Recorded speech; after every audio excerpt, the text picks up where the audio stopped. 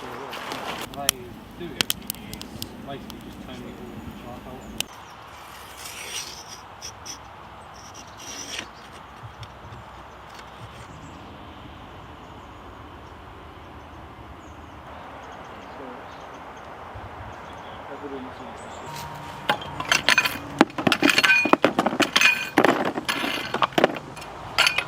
Right, so we will test a piece.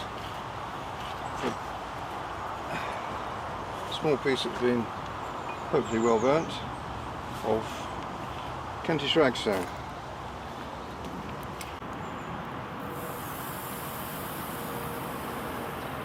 So it's opening up now. Very slow slaking. May well be more hydraulic than the grey chalk.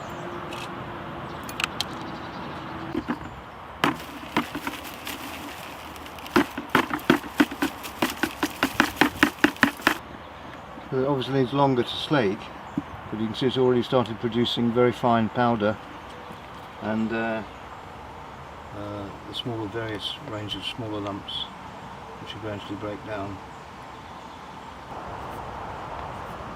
Did you see that slaking that we filmed? Yeah.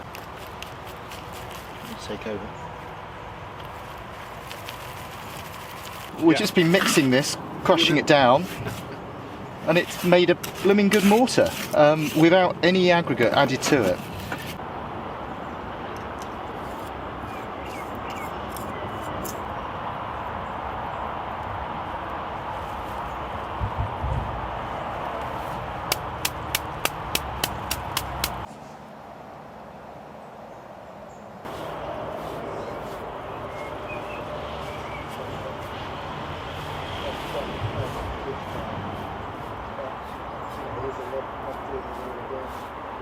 That's Kentish ragstone only. Oh, right. And then this one has got sand in it. Right.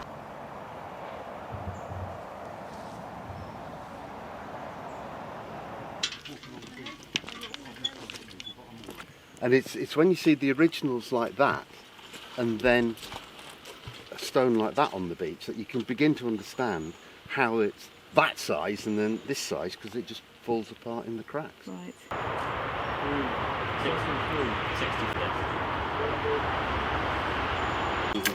So it would help if we don't have to do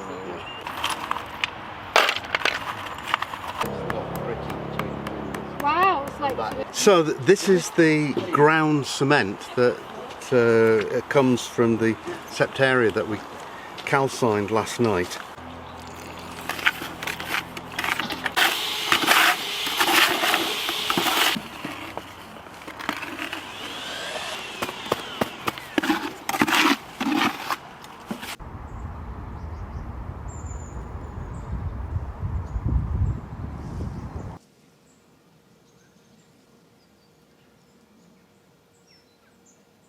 Change one item at a time, and then you know what that does.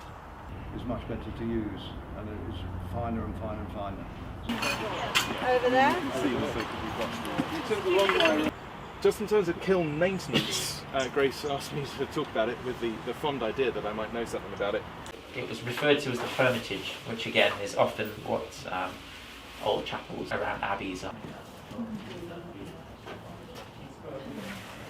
And we can see we've got this green with this distinctive yellow underneath that happens there, and there's that green again. Very, very early wallpaper, that one there. It's beautiful, it's hand painted. You see that? Isn't that amazing? Big design aspects of how you set the site up. But the elephant in the room? Toilet. It's a bit noisy down there. But to bring in the southern approach to the house, which has always been the most significant. So we remain a charity. We're funded by our members and by donations. Kentish ragstone into the mix. It's a limestone.